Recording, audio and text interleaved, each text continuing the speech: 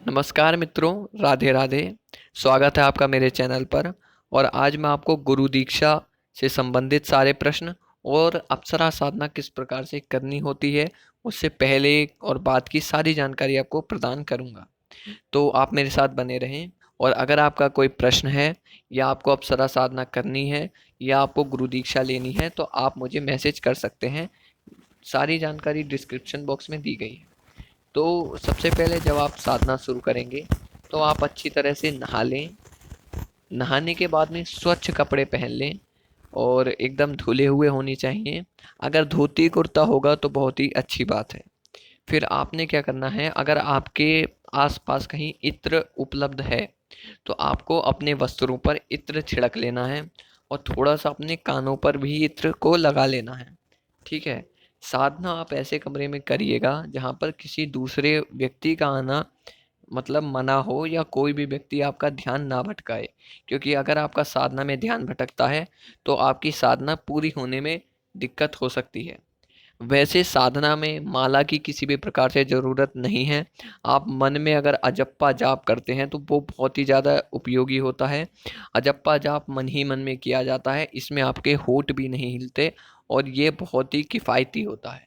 लेकिन अगर आप माला से करना चाहें तो आप स्फटिक की माला का प्रयोग कर सकते हैं। वैसे तो अलग अलग साधना में अलग अलग माला की ज़रूरत होती है, लेकिन अगर आपके पास माला नहीं है तो आप अजप्पा जाप करिए, ये माला से भी ज़्यादा उपयोगी होता है। कुछ लोग कहते हैं कि कौन सी दिशा में अप्सरा की साधना करनी चाहिए, तो अप्सरा से संबंधित जानकारी यह है कि जो मतलब अच्छी दिशाएं मानी जाती हैं वो उत्तर और पूर्व को माना जाता है। तो मेरे हिसाब से आप अगर पूर्व दिशा को करेंगे तो बहुत ही ज़्यादा अच्छा रहेगा। लेकिन अगर आप पूर्व में नहीं कर पाते हैं तो उत्तर दिशा में करिए, वो बहुत ही ज़्यादा अच्छा होगा। लेकिन कुल मिलाकर आपको दक्षिण दिशा में ये साधना नहीं करनी है। दक्षिण दिशा थोड़ी अशुभ मानी जाती है, इस वजह से साधना को दक्षिण दिशा में नहीं करना होता है। अब ये सारे काम करने के बाद में आपको क्या करना है, एक सुरक्षा चक्र बनाना है। सुरक्षा चक्र क्या होता है? तो सुरक्षा चक्र जो होता है वो आपको आपके आसपास की जो निगेटिविटी होती है उससे दूर रखता है। जब आप साधना करते हैं तो ऐसे समय में जो आपके आसपास की निगेटिविटी है वो आपकी साधना की सारी ऊर्जा अपने अंदर खत्म मतलब ले लेना चाहती है, जिससे आपकी सारी ऊर्जा समाप्त हो जाती है और आपकी जितनी भी जो आपने साधना की है वो मतलब एक तरह से व्यर्थ हो जाती है। तो जैसे आपने देखा होगा कई बार पूजा करते समय, साधना करते समय हमें जम्भाई आती है, छींक आती है, तो ये सब आपके आसपास नकारात्मक ऊर्जा होने के संकेत होते हैं।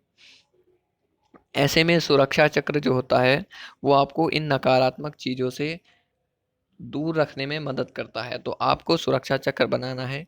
सुरक्षा चक्र में आप अगर महादेव का ध्यान करके सुरक्षा चक्र बनाएंगे या फिर महामृत्युंजय मंत्र का जाप करके और अपने गुरु से पूछकर सुरक्षा चक्र बनाएंगे, क्योंकि गुरुदेव आपको वचन दिलवाते हैं सुरक्षा चक्र से संबंधित। तो उसको अगर करके आप सुरक्षा चक्र बनाते हैं तो वो आपको मदद करेगा, क्योंकि महादेव जो हैं ये भूत प्रेत और इन सब चीज़ों के क्या होते हैं, देव होते हैं। तो ये आपकी बिल्कुल पूरी तरह से मदद करेंगे और किसी भी प्रकार की नकारात्मक ऊर्जा को आपके पास नहीं आने देंगे।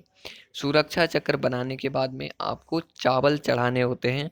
चावल एक तरह से बलि होती है, जैसे हम बलि देते हैं तो वो मतलब जो वामपंथी लोग होते हैं वो बलि देते हैं, लेकिन जो सात्विक साधना करते हैं वो चावल या फिर किसी प्रकार से मिष्ठान वगैरह को देवी को चढ़ाते हैं, यानी अप्सरा को चढ़ाते हैं। तो आपने चावल चढ़ाने हैं, उसके साथ आपको गुरुदेव मंत्र बताएंगे जो कि 5-6 मंत्र होते हैं, जो कि आपको धन, ऐश्वर्य और आरोग्यता इन सबको प्रदान करने में बहुत ज़्यादा मदद करते हैं और आपकी साधना सफल करने में मदद करते हैं। फिर यहाँ से गुरु दीक्षा शुरू होती है। तो गुरु दीक्षा में आपको बताया जाता है कि मैं ये साधना अपने गुरुओं को मानकर कर रहा हूँ और गुरुओं का नाम लेना होता है और गुरु मुझे इस प्रकार से आशीर्वाद दें, ये आपको गुरु करवाते हैं। तो ये आपके गुरु ही बताएंगे आपको कि किस प्रकार से इस सब को बोलना होता है कि मैं अपने पूरे तन मन से जाप करूँगा, और ये सब गुरु ही बताते हैं। तो आपको एक अच्छे से गुरु पकड़ने मतलब लेने हैं जो कि आपकी साधना अच्छी तरह से करा सकें। फिर आपको गुरु द्वारा एक मंत्र दिया जाता है जो कि आपको उसको जाप करना होता है, और वह ये मंत्र जो होता है वो गुरु द्वारा सिद्ध मंत्र होता है। इस मंत्र से ही आप जो है अप्सरा को सिद्ध कर सकते हैं। तो ये थी थोड़ी बहुत जानकारी। तो वीडियो अच्छी लगी हो तो लाइक करना, और किसी भी प्रकार की जानकारी के लिए आप हमें कनेक्ट कर सकते हैं। आप डिस्क्रिप्शन बॉक्स में सारी जानकारी है। किसी को अगर साधना करनी हो, साधना संबंधित कुछ जानकारी लेनी हो तो कर सकते हैं। राधे राधे।